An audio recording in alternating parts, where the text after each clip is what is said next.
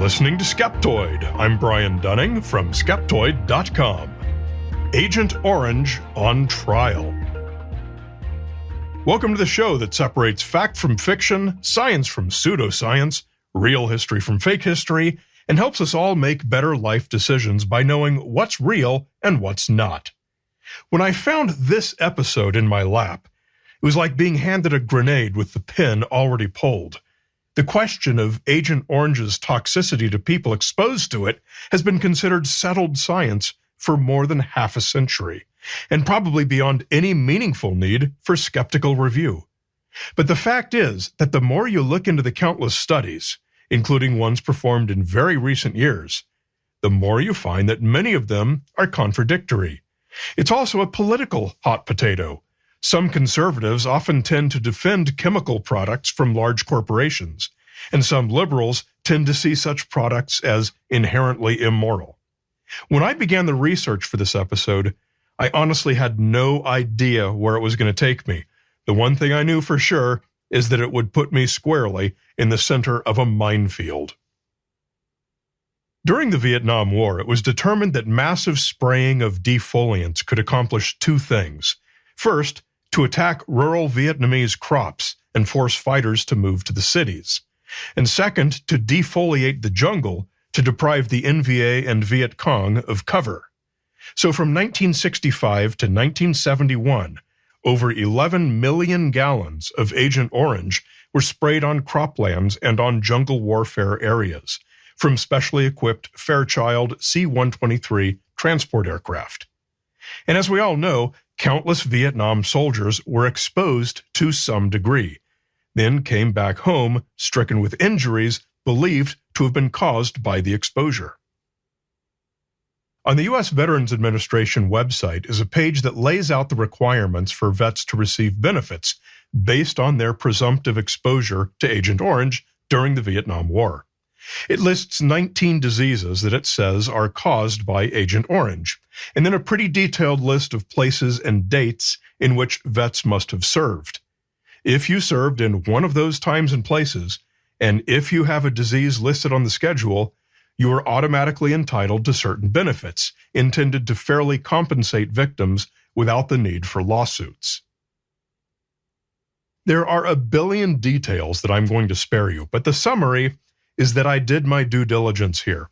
The places and dates for vets to have served in is, in my opinion, a very good, though not perfect, reflection of where Agent Orange contamination is worst. For example, forward air bases from where the herbicide was loaded onto the C-123 planes, which sprayed it, are the most heavily contaminated places, and that's accurately reflected in the schedule. However, even after more due diligence, I can't say the same thing for the schedule of diseases. Of the 19 that the VA lists, only one seems to have unambiguous support in the academic literature. That one is chloracne, which we'll talk more about in a moment. But most notably, all 8 of the cancers listed on the schedule fall flat when compared against the literature. It's an obvious incongruity when most of the diseases that entitle victims to compensation don't match the diseases caused by the alleged agent. So let's take a detailed look at the history of how we got here. Agent Orange was in use in the United States since its development in 1940 as an agricultural herbicide. 20 years later, when the Vietnam War effort faced a need for defoliants, 9 large chemical companies were contracted to begin mass production of Agent Orange under the Defense Production Act of 1950. These 9 infamously included both Dow and Monsanto. Agent Orange was one of 7 recruited into service, the so-called rainbow herbicides, each designated with a different colored stripe painted on the 55-gallon drum. There was Agent Purple, Agent Blue, Agent Green, Agent Yellow, Agent White, Agent Pink, and Agent Orange. They were the reservoir dogs of Vietnam. Agent Orange is a 50-50 blend of 2 common agricultural herbicides used in the United States, called 2,4-D and 2,4,5-T. 2,4-D remains one of the world's most popular herbicides today, while 2,4,5-T went out of production in 1985. Either by itself is relatively harmless to people and probably could have been used in Vietnam with no ill effects. But the problem with 2,4,5-T is that its production can also produce dioxin in varying amounts, depending on a number of production factors. The 9 companies producing Agent Orange had to meet unprecedented high production demands, so they needed to turn to cheaper source materials, faster reaction times, different temperatures, and relaxed quality control standards. Every barrel of Agent Orange in Vietnam had some random, unpredictable amount of dioxin in it. And it is the dioxin that's responsible for all the claimed injuries suffered by both sides, specifically TCDD dioxin, the very worst kind.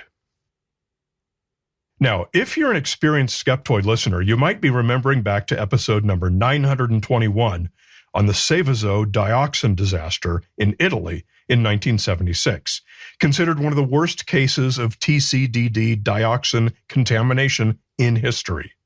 There were 750 residents inside the highest area of dioxin concentration. Of these, 193 people, mostly children, came down with chloracne, a long-term skin condition similar to cystic acne, known to be caused by exposure to dioxin or other halogenated aromatic hydrocarbons. The single worst case took 7 years to fully recover. After 15 years, epidemiological studies found no increased rates of any other conditions. Chloracne is one of only 2 health effects of dioxin supported by strong evidence, the other being transient mild hepatotoxicity, which is temporary mild impairment to liver function.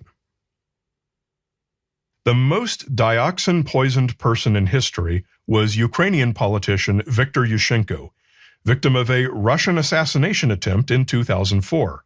He was poisoned with a massive dose of TCDD dioxin and was found to have 50,000 times the normal level of dioxin in his system. He quickly became alarmingly stricken with chloracne so bad that he scarred up, leaving him permanently disfigured. Yushchenko's case was so uniquely severe that scientific papers were written about him, and he provided tissue samples for years, and his case was instrumental in guiding our knowledge of dioxin's long-term toxicokinetic effects in the body. Other than the chloracne, he suffered no other long-term effects.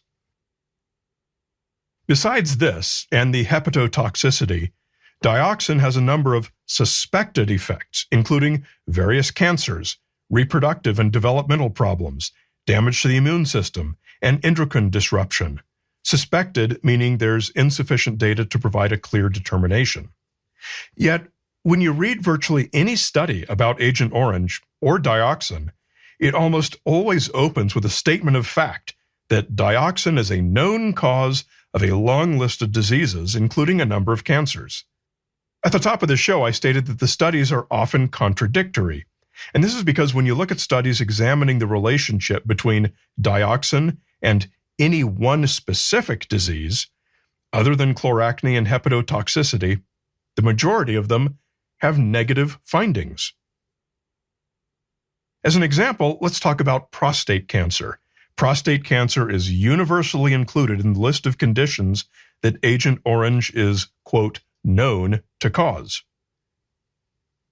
Here's a systematic review of previous research published in 2024 in the journal Current Urology, titled How Agent Orange Impacts Prostate Cancer Risk, Pathology, and Treatment Outcomes.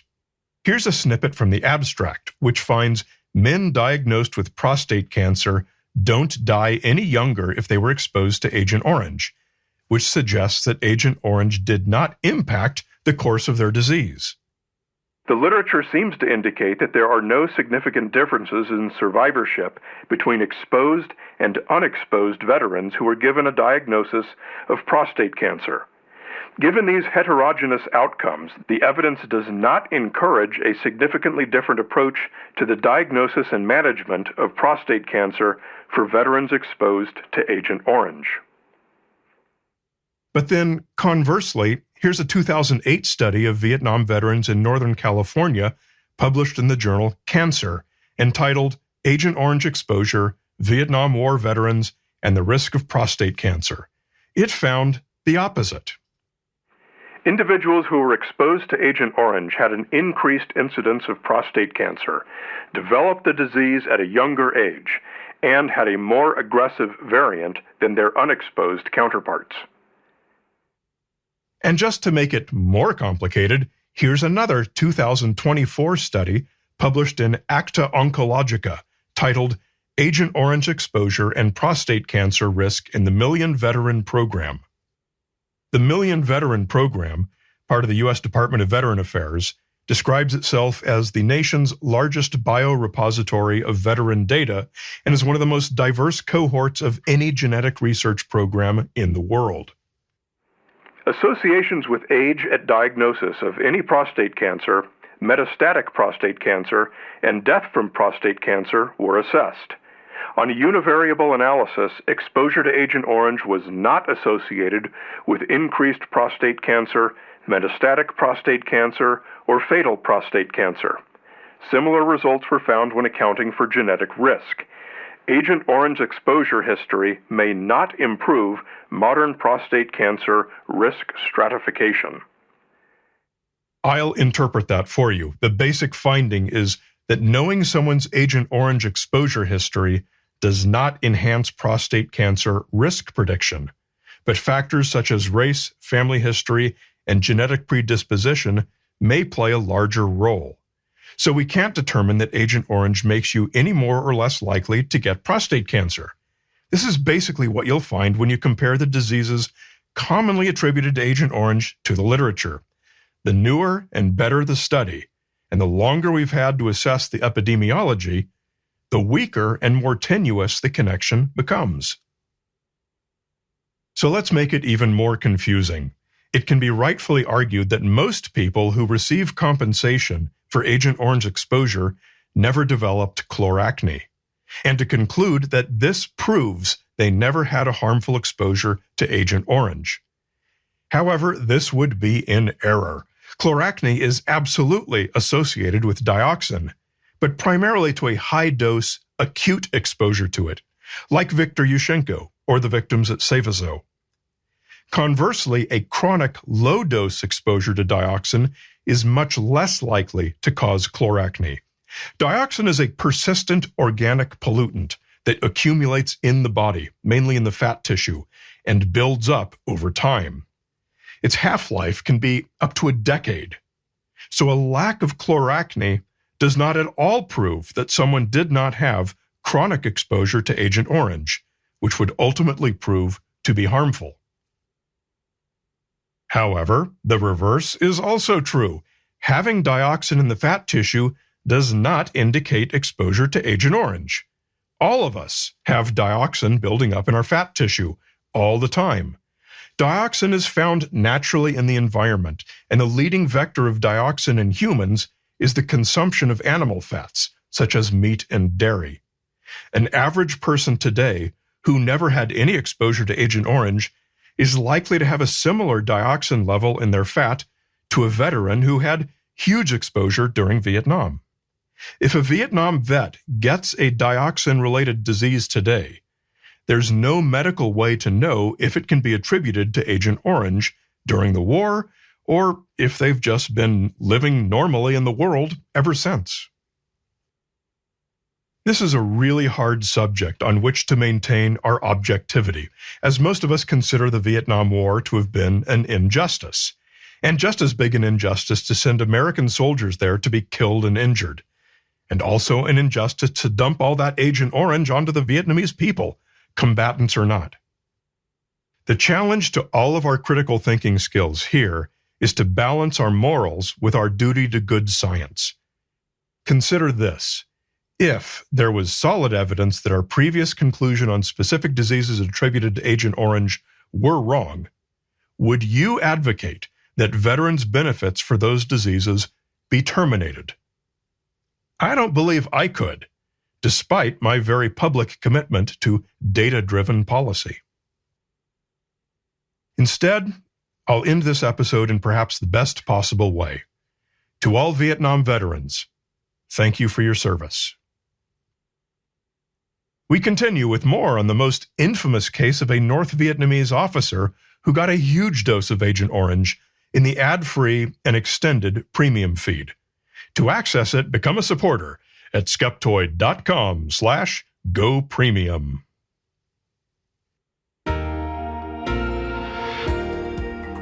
A great big Skeptoid shout-out to our premium supporters, including Lori Seraphin, Jeremy Buffington, Digby Darcy and Dwayne, and Ulf Hedlund from Stockholm, Sweden.